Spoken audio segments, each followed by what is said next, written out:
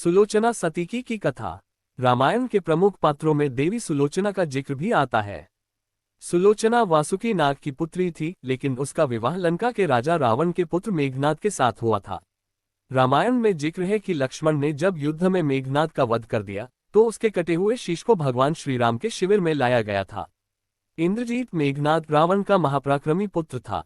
जब लक्ष्मण उसका वध करने की प्रतिज्ञा लेकर युद्ध भूमि में जाने के लिए तत्पर हुए, तब राम ने कहा, लक्ष्मण, युद्ध भूमि में जाकर तुम अपनी वीरता और रणकौशल से रावण पुत्र मेघनाद का वध तो कर दोगे, इसमें मुझे कोई संदेह नहीं है।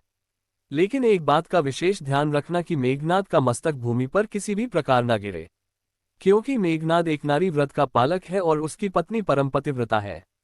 ऐसी साध्वी के पति का मस्तक अगर पृथ्वी पर गिर पड़ा तो हमारी सारी सेना का ध्वंस हो जाएगा और हमें युद्ध में विजय की आशा त्याग देनी पड़ेगी। लक्ष्मण अपनी सेना लेकर चल पड़े। रणभूमि में उन्होंने वैसा ही किया। अपने बाणों से उन्होंने मेघनाद का मस्तक उतार लिया, पर उसे पृथ्वी पर नहीं गिरने दिया। हनुमान उस मस्तक को रघुनंदन के पास ले शिविर में ले आए। इसी दौरान मेघनाद की दाहिनी भुजा आकाश में उड़ती हुई देवी सुलोचना के पास जाकर गिरी। सुलोचना चकित हो गई, पर उसने भुजा को स्पर्श नहीं किया। उसने सोचा, संभव है ये भुजा किसी अन्य व्यक्ति की हो। ऐसी स्थिति में परपुरुष के स्पर्श का दोष उस पर लग जाएगा। तब उसने भुजा से कहा, यदि तू मेरे स्वामी की भुजा है तो मेरे पतिव्रत की शक्ति से युद्ध का सारा वृतांत लिख दे। दासी ने भुजा को लेखनी पकड़ा दी। भुजा ने लिखा, प्राणप्रिय, ये भुजा मेरी ही है। युद्ध भूमि में श्रीराम के भाई लक्ष्मण से मेरा युद्ध हुआ। लक्ष्मण की पत्नी ने कई वर्षों से अन्न और निद्रा छोड़ रखी है। वे तेजस्वी तथा समस्त दैवी गुणों से संपन्न है। संग्राम में उनके साथ मेरी एक नहीं चली। अंत में उन्हीं के बाणों से मेरा प्राणांत हो गया। मेरा शीश श्रीराम के पास है।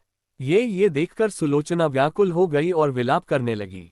पुत्र वधू के विलाप को सुनकर लंकापति रावण ने आकर कहा, शोक न कर पुत्री। प्रातः होते ही सहस्त्रों मस्तक मेरे बाणों से कट कट कर पृथ्वी पर गिर जाएंगे। मैं रक्त की नदियां बहा दूंगा। करुण चीत्कार करती हुई सुलोचना बोली, पर इससे मेरा क्या लाभ होगा पिताजी। सहस्त्रों नहीं करोड़ों शीश भी मेरे स्वामी के शीश के अभाव की पूर्ति नहीं कर सकेंगे। सुलोचना ने सती होने का निश्चय किया, किंतु पति का शव तो युद्ध भूमि में पड़ा हुआ था। सुलोचना ने अपने ससुर रावण से राम के पास जाकर पति का शीश लाने की प्रार्थना की, किंतु रावण इसके लिए तैयार नहीं हुआ। उसने सुलोचना से कहा कि वह स्वयं राम के पास जाकर मेघनाद का शीश ले आए। सुलोचना शत्रु के शिविर में जाने की बात से सहम गई थी, लेकिन उस वक्त रावण ने उसे समझाया कि राम पुरुषोत्तम है, इसलिए उनके पास जाने में तुम्हें किसी भी प्रकार का भय नहीं करना चाहिए। रावण ने उत्तर दिया, देवी, जिस समाज में बाल ब्रह्मचारी हनुमान, परम जितेंद्रिय लक्ष्मण तथा एक पत्नी व्रती भगवान श्रीराम विद्यमान है, उस समाज में तुम्हें जाने से डरना नहीं चाहिए। मुझे विश्वास है कि इन स्तुत्य महापुरुषों के द्वारा तुम निराश नहीं लौटाई जाओगी। सुलोचना ने वैसा ही किया। सुलोचना के आने का समाचार सुनते ही श्रीराम खड़े हो गए और स्वयं चलकर सुलोचना के पास आए और बोले, देवी, तुम्हारे पति विश्व के महान योद्धा और पराक्रमी थे। उनमें बहुत से सद्गुण थे, किंतु विधि की लिखी को कौन बदल सकता है। सुलोचना ने अश्रुपूरित नयनों से प्रभु की ओर देखा और बोली, राघवेंद्र, मैं सती होने के लिए अपने पति का मस्तक लेने के लिए यहाँ आए हूँ। श्रीराम ने शीघ्र ही ससम्मान मेघनाद का शीश मंगवाया और सुलोचना को दे दिया। पति का छिन्न शीश देखते ही सुलोचना का हृदय अत्यधिक द्रवित हो गया। उसकी आंखें बड़े जोरों से बरसने लगीं। रोते रोते उसने पास खड़े लक्ष्मण की ओर देखा और कहा, सुमित्रानंदन, तुम भूलकर भी गर्व मत करना कि मेघनाद का वध मैंने किया है। मेघनाद को धराशायी करने की शक्ति विश्व में किसी के पास नहीं थी। ये तो दो पतिव्रता नारियों का भाग्य था। आपकी पत्नी भी पतिव्रता है और मैं भी पति चरणों में अनुरक्ति रखने वाली उनकी अनन्य उपसिका हूँ। पर मेरे पति देव पतिव्रता नारी का अपहरण करने वाले पिता का अन्न खाते थे और उन्हीं के लिए युद्ध में उतरे थे, इसी से मेरे जीवन साथी परलोक से धारे। सुलोचना पति का सिर लेकर वापस लंका आ गई। लंका में समुद्र के तट पर एक चंदन की चिता तैयार की गई। पति का शीश गोद में लेकर सुलोचना चिता पर बैठी और धधकती हुई अग्नि में कुछ ही क्षणों में सती हो गई। ये दर्द भरी सुलोचना सती की कथा कैसी लगी, लाइक और कमेंट कर बतलाइए। वीडियो को शेयर कीजिए और चैनल को सब्सक्राइब अवश्य कर दीजिए। जय श्री राम। रामायण के प्रमुख पात्रों में देवी सुलोचना का जिक्र भी आता है। सुलोचना वासुकी नाग की पुत्री थी, लेकिन उसका विवाह लंका के राजा रावण के पुत्र मेघनाद के साथ हुआ थी। रामायण में जिक्र है कि लक्ष्मण ने जब युद्ध में मेघनाद का वध कर दिया, तो उसके कटे हुए शीश को भगवान श्रीराम के शिविर में लाया गया था। इंद्रजीत मेघनाद रावण का महापराक्रमी पुत्र थी। जब लक्ष्मण उसका वध करने की प्रतिज्ञा लेकर युद्ध भूमि में जाने के लिए तत्पर हुए, तब राम ने कहा, लक्ष्मण, युद्ध भूमि में जाकर तुम अपनी वीरता और रणकौशल से रावण पुत्र मेघनाद का वध तो दोगे, इसमें मुझे कोई संदेह नहीं है। लेकिन एक बात का विशेष ध्यान रखना कि मेघनाद का मस्तक भूमि पर किसी भी प्रकार न गिरे, क्योंकि मेघनाद एक नारी व्रत का पालक है और उसकी पत्नी परम पतिव्रता है। ऐसी साध्वी के पति का मस्तक अगर पृथ्वी पर गिर पड़ा तो हमारी सारी सेना का ध्वंस हो जाएगा और हमें युद्ध में विजय की आशा त्याग देनी पड़ेगी। लक्ष्मण अपनी सेना लेकर चल पड़े। रणभूमि में उन्होंने वैसा ही किया। अपने बाणों से उन्होंने मेघनाद का मस्तक उतार लिया, पर उसे पृथ्वी पर नहीं गिरने दिया। हनुमान उस मस्तक को रघुनंदन के पास ले शिविर में ले आए। इसी दौरान मेघनाद की दाहिनी भुजा आकाश में उड़ती हुई देवी सुलोचना के पास जाकर गिरी। सुलोचना चकित हो गई, पर उसने भुजा को स्पर्श नहीं किया। उसने सोचा, संभव है ये भुजा किसी अन्य व्यक्ति की हो। ऐसी स्थिति में परपुरुष के स्पर्श का दोष उस पर लग जाएगा। तब उसने भुजा से कहा, यदि तू मेरे स्वामी की भुजा है तो मेरे पतिव्रत की शक्ति से युद्ध का सारा वृतांत लिख दे। दासी ने भुजा को लेखनी पकड़ा दी। भुजा ने लिखा, प्राणप्रिय, ये भुजा मेरी ही है।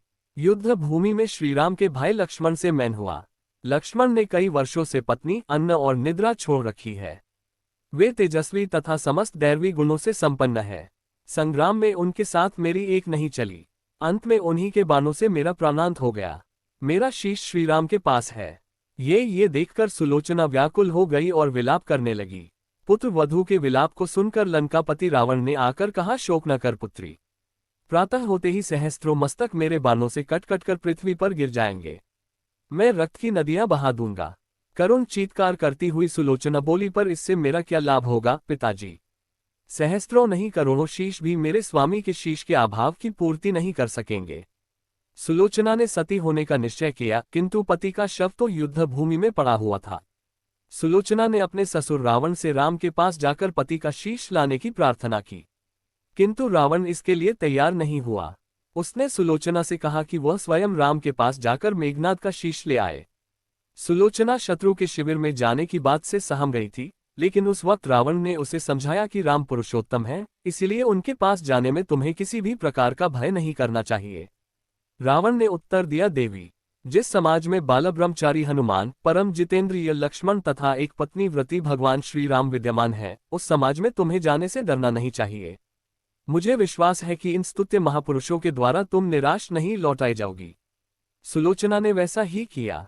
सुलोचना के आने का समाचार सुनते ही श्रीराम खड़े हो गए और स्वयं चलकर सुलोचना के पास आए और बोले, देवी, तुम्हारे पति विश्व के महान योद्धा और पराक्रमी थे।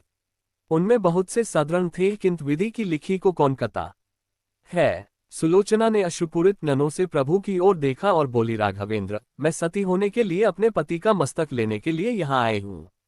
श्रीराम ने शीघ्र ही ससम्मान मेघनाद का शीश मंगवाया और सुलोचना को दे दिया। पति का छिन्न शीश देखते ही सुलोचना का हृदय अत्यधिक द्रवित हो गया। उसकी आंखें बड़े जोरों से बरसने लगीं। रोते रोते उसने पास खड़े लक्ष्मण की ओर देखा और कहा, सुमित्रानंदन, तुम भूलकर भी गर्व मत करना कि मेघनाद का वध मैंने किया है। मेघनाद को धराशायी करने की शक्ति विश्व में किसी के पास नहीं थी। ये तो दो पतिव्रता नारियों का भाग्य था। आपकी पत्नी भी पतिव्रता है और मैं भी पति चरणों में अनुरक्ति रखने वाली उनकी अनन्य उपसिका हूँ। पर मेरे पति देव पतिव्रता नारी का अपहरण करने वाले पिता का अन्न खाते थे और उन्हीं के लिए युद्ध में उतरे थे, इसी से मेरे जीवन धन परलोक से धारे। सुलोचना पति का सिर लेकर वापस गई। लंका में समुद्र के तट पर एक चंदन की चिता तैयार की गई। पति का शीश गोद में लेकर सुलोचना चिता पर बैठी और धधकती हुई अग्नि में कुछ ही क्षणों लंका में सती हो गई। आपको ये सुलोचना सती की कथा कैसी लगी? लाइक और कमेंट कर बतलाइए, शेयर कीजिए और चैनल को सब्सक्राइब अवश्य कर दीजिए। जय श्री राम।